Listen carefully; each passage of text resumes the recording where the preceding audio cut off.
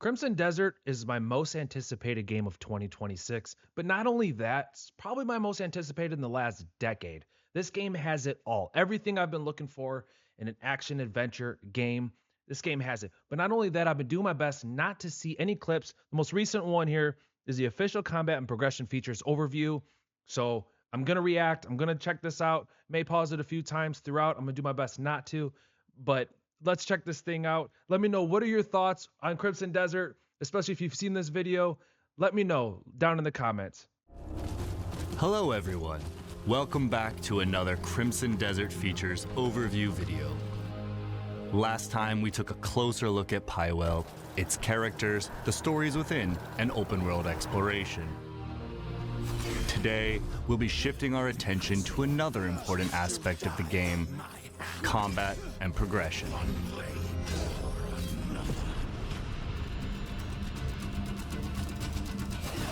Combat in Crimson Desert is visceral, and the battlefield is yours to shape. You will grow your arsenal of skills, weapons, and equipment, and it'll be up to you how you use them. Whether it's an aggressive offense, precisely timed defense,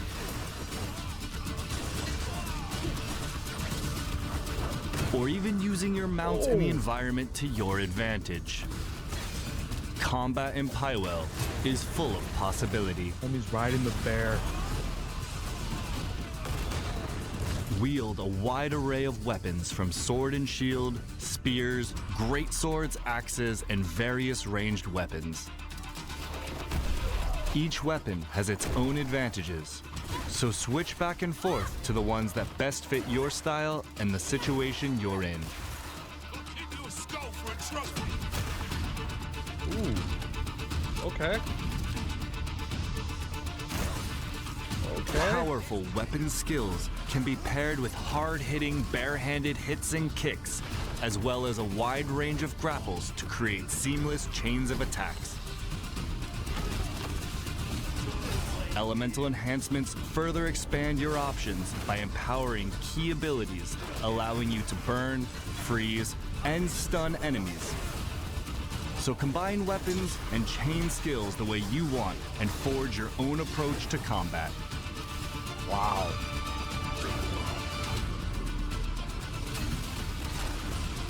Your mobility and timing are also a big factor in combat.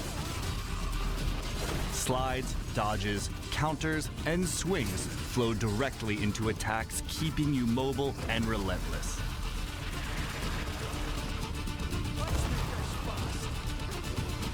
Well-timed guards and dodges open up enemies for a counter, letting you strike back and keeping up the pressure.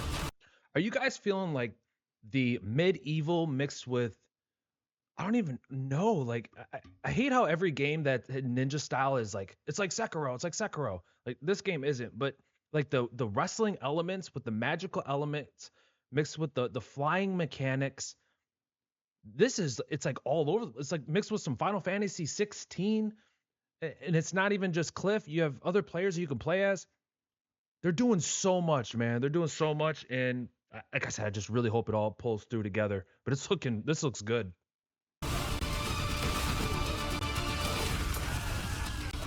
The result is combat that feels grounded, yet explosive and endlessly expressive. That's so sick.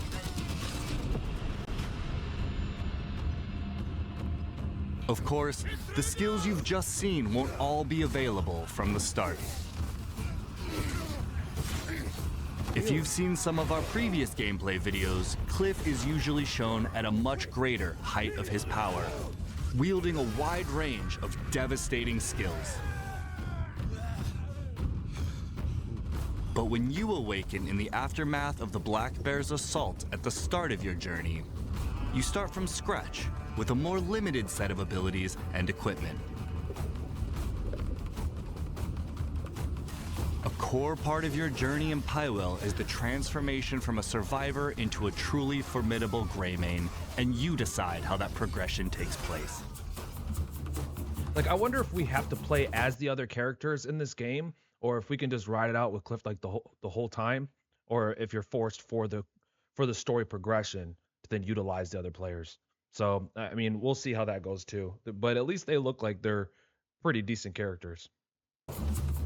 As we mentioned in our previous features video, you will acquire artifacts, fragments of the abyss that have fallen to the world below through quests, combat, and exploration.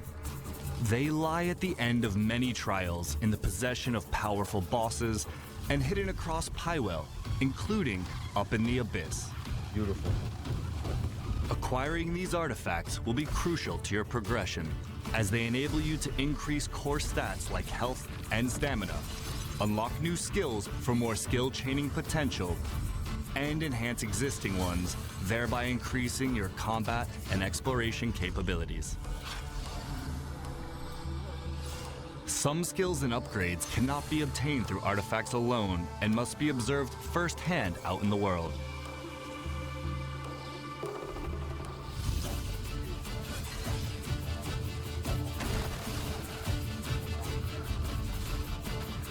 So many enemies. You may be the type to want to upgrade your stamina quickly to run and glide around the world longer to explore.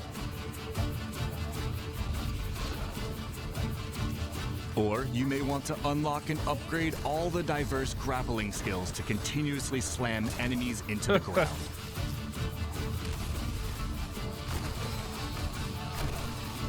Decide which skills you want to combine and unleash during combat, and choose the direction of your progression by considering your playstyle.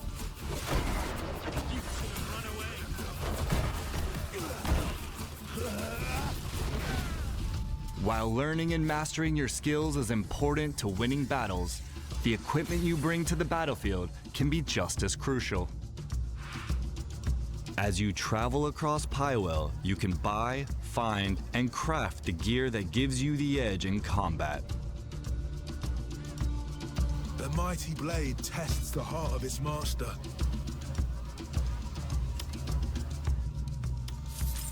Your equipment can be upgraded for higher stats.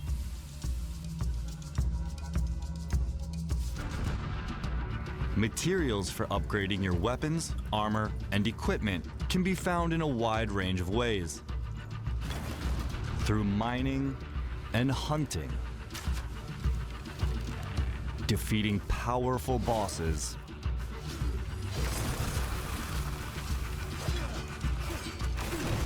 through quests, and by uncovering them in hidden locations.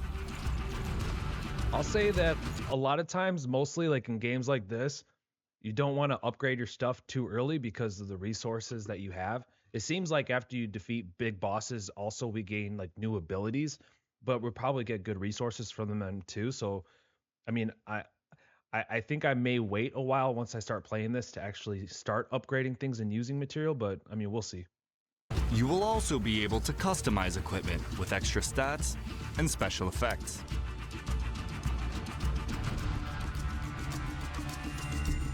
Mix and match these across your weapons and armor, and experiment to discover what combinations work best for you in the battlefield and out in the world.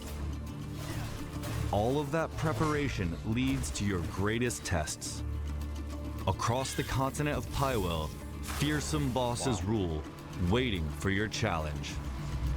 They come in many forms: human and beast, steel and sorcery, brute force and mystery. Look at that.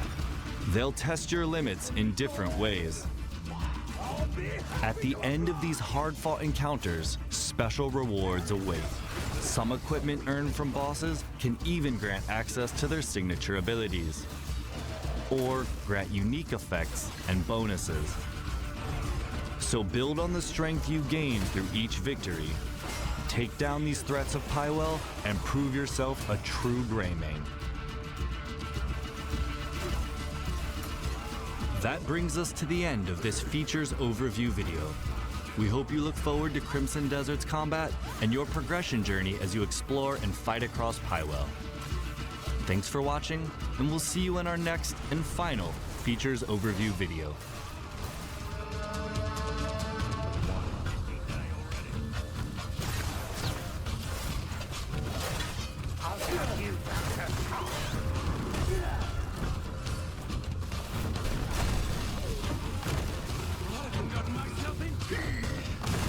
Consider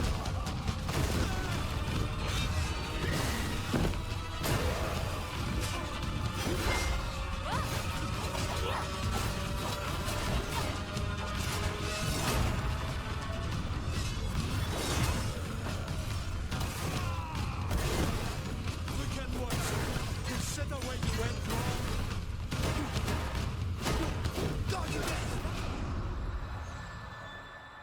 There is nothing that this game doesn't have.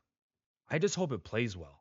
Like, I think we're literally at a point where even if the story is trash, this game has it all. One thing that I was thinking about after watching some of our recent reactions to these different trailers and overviews is I do wish that they would have held off on the dragon. Just flying around on a dragon seems like something that would be a really awesome surprise. And, it seems like they're revealing a lot, maybe even too much. I think we're at a point now where like we're sold. The hype is there. That's crazy. So he utilizes his power to grab this dude off the bear and then proceeds to get on the bear and then attack them. Or even using your mount and the environment to your advantage. Combat in Pywell is full of possibility.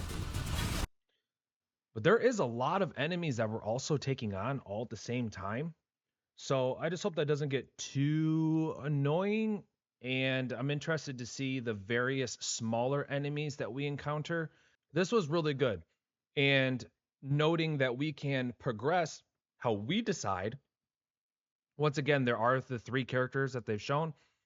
They show Kliff along with the 2 others. I don't know still if we can choose to not utilize other players. It probably would be a disadvantage not to. That's my assumption.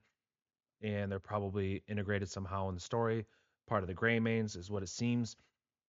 But I do like the fact that when we have our different upgrades that we want, one, we can utilize those in our certain abilities on how we want to play, whether you put it in lightning or destruction or different magic, let alone how we upgrade our weapons, the weapons that we choose, and the abilities that we have.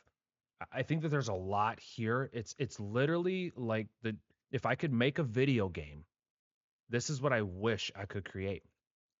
If there's a game that I wish would come out, this is the game. In a world of slop of video games, we are getting one of the best gifts I feel like in gaming. And all they have to do is deliver a halfway decent story. Just a halfway decent. And it doesn't seem bad so far. It really doesn't. I don't know another game that matches up to this for game of the year other than Grand Theft Auto. If you were to ask me, Grand Theft Auto is not my game of the year. This is. I haven't played it yet. I'm not the biggest Grand Theft Auto fan either, so that's a little part reason.